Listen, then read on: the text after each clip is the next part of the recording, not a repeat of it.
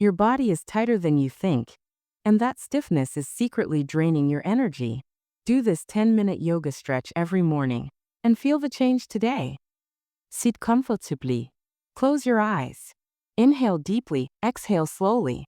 Relax your shoulders. Gently tilt your head to the right, hold now left. This removes neck stiffness instantly. Roll your shoulders back 10 times and forward 10 times. This opens your upper body. Inhale as your spine rises. Exhale as your chest opens. This is the best stretch for your lower back.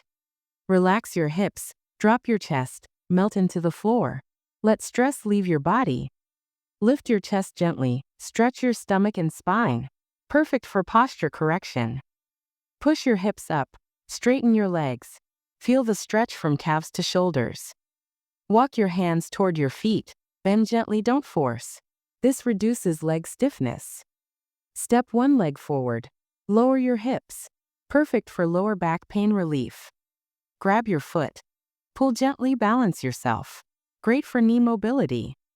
Reach toward your toes, relax your neck. Hold for 10 seconds. Bring your feet together, knees down. Amazing for hip opening. Twist your torso to the right. Keep your spine tall.